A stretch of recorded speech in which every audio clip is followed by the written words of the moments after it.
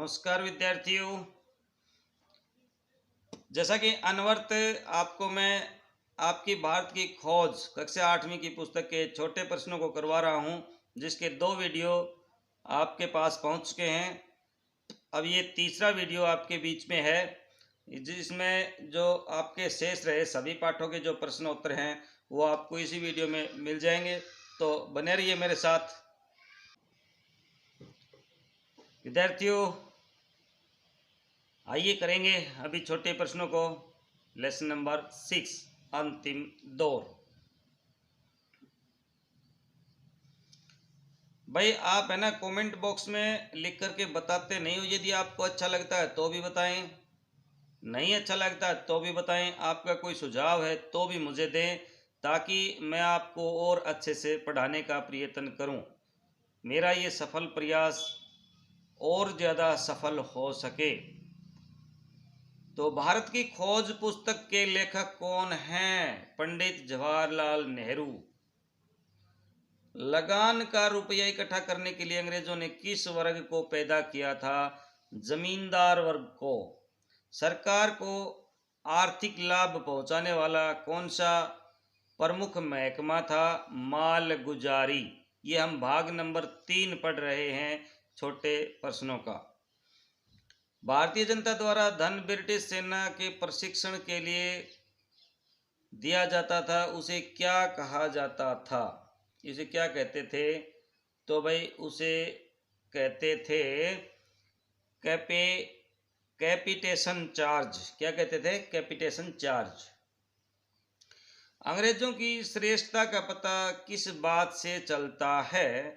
तो भारतीयों की आपसी फूट का लाभ उठाने से। अगला प्रश्न है, राजा राम मोहन राय किस प्रदेश के रहने वाले थे? तो भाई राजा राम मोहन राय है वो बंग प्रदेश यानी बंगाल प्रदेश के रहने वाले थे। अगला प्रश्न है, अंग्रेजों ने शिक्षा के द्वारा किस जमात को तैयार किया था?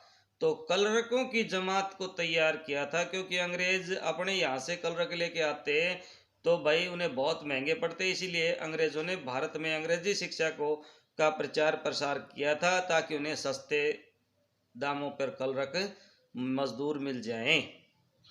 अगला प्रश्न है, अंग्रेजी शासन की स्थापना के पश्चात भारत में प्रचलित कौन सी व्यवस्था टूट गई थी?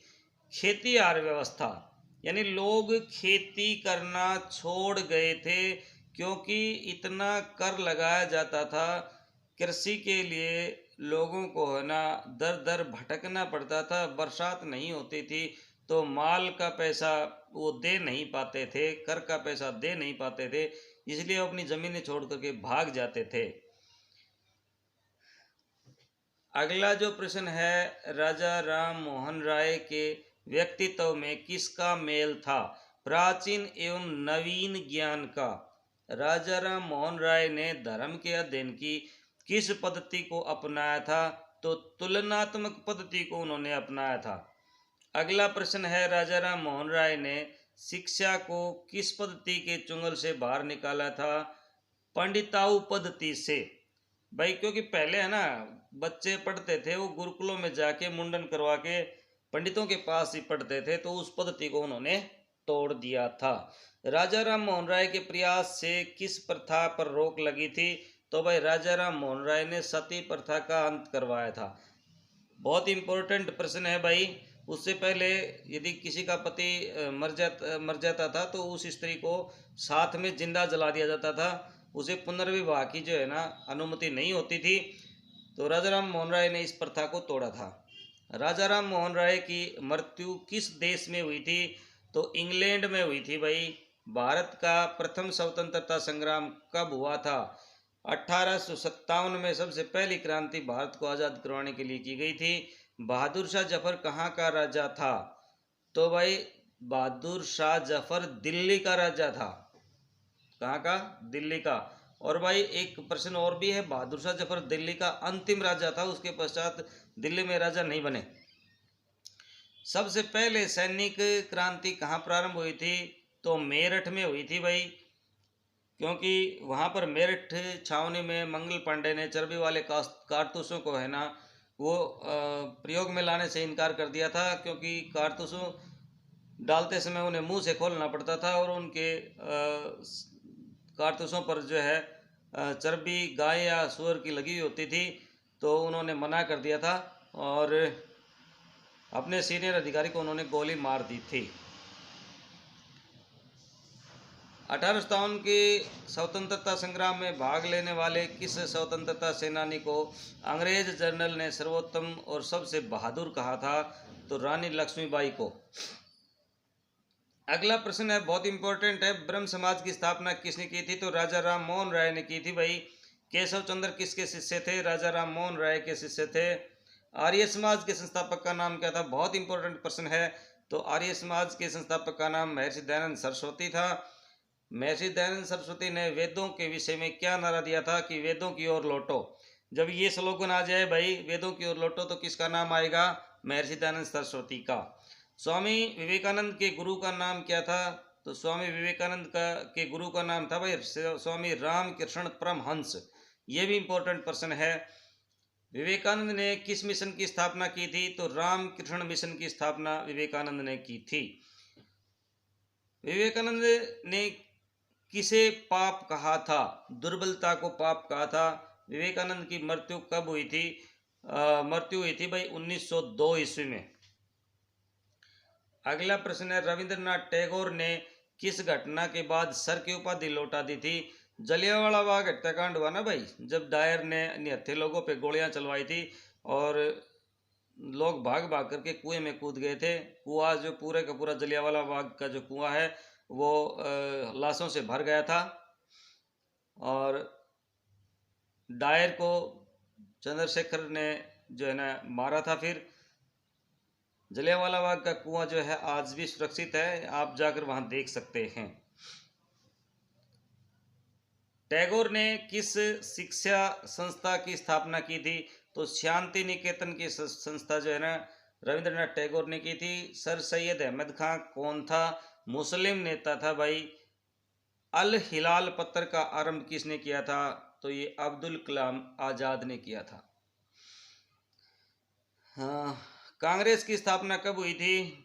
1885 में हुई थी भाई। और एक अंग्रेज रिटायर्ड अधिकारी था सर जॉन एर हयूम, ए ओ हयूम ने 1885 में की थी भाई, कलकत्ता अधिवेशन में। तिलक का पूरा नाम क्या था? बाल गंगाधर तिलक। बाल गंगाधर तिलक किस राज्य के निवासी थे? महाराष्ट्र के थे भाई। गोपाल कृष्ण गोखले किस प्रदेश के रहने वाले थे? तो भाई वो भी हरियाणा महाराष्ट्र के रहने वाले ही थे। अगला प्रश्न है, प्रथम विश्व युद्ध के समय कांग्रेस कितने दलों में विभाजित हो गई थी? 2 दलों में। कौन सा? नरम दल और गरम दल भाई। यह अगले अंतिम दौर के प्रश्न आ गए भाई, ये 2 पहले लग गए थे गलती से। प्रथम विश्व युद्ध के पश्चात पंजाब में कौन सा कानून लागू किया गया था? मार्शल लॉ लागू कर दिया था भाई। गांधी जी ने अंग्रेजों को कैसे कर्म करने का संदेश दिया? दंगों से दूर रहने का। अंग्रेज सरकार की दमन नीतियों के क्या परिणाम निकले थे? देश गरीब हो रहा था। प्रथम विश्व युद्ध के पश्चात बुद्धिजीवी एवं मध्य वर्ग के लोगों की दशा कैसी हो गई थी? वे उदासी के अंधकार में डूबते हुए जा रहे थे। अगला प्रश्न है, गांधी जी ने कांग्रेस को कैसा संगठन बताया था? लोकतांत्रिक संगठन। अगला प्रश्न है, गांधी जी के कांग्रेस में प्रवेश होने से कांग्रेस का चरित्र कैसा लगने लगा था? खेतीहार चरित्र। गांधी जी की सक्रियता का आधार क्या था भाई? शांतिपूर्ण पद्धति। अगला प्रश्न है, गांधी जी की सक्रियता का आह्वान कैसा था? दोहरा आह्वान।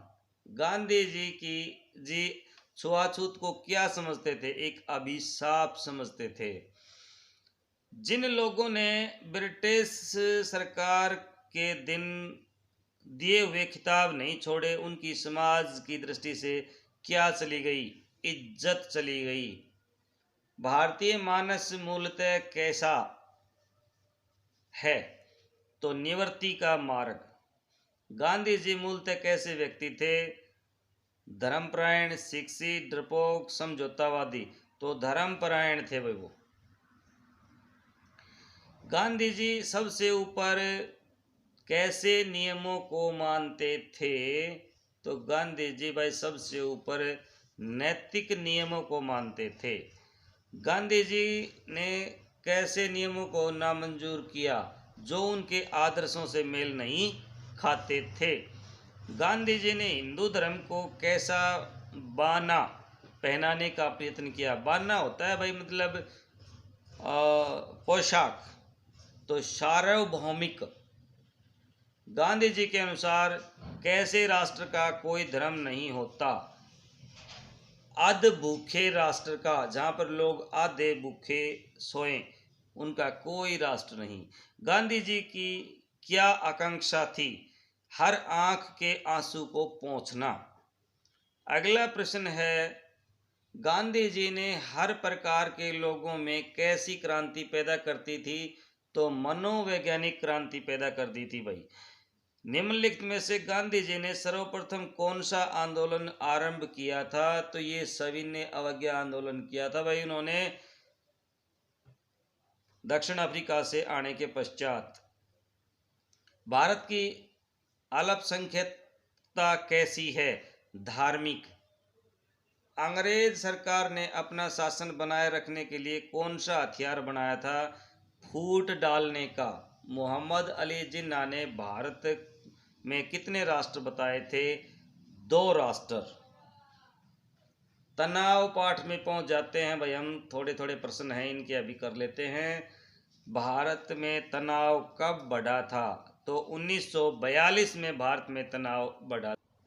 अगला प्रश्न है, भारत छोड़ो आंदोलन प्रस्ताव किस तारीख को पारित हुआ था? तो भाई 8 अगस्त 1942 को पारित हुआ था और 9 अगस्त 1942 को स्टार्ट यानी प्रारंभ हुआ था। कांग्रेस कमेटी कैसी सरकार का गठन करना चाहती थी? अंतरिम सरकार का। अंतरिम सरकार का पहला कार्य क्या बताया गया था भाई? मित्र देशों में सहयोग को प्राप्त करना।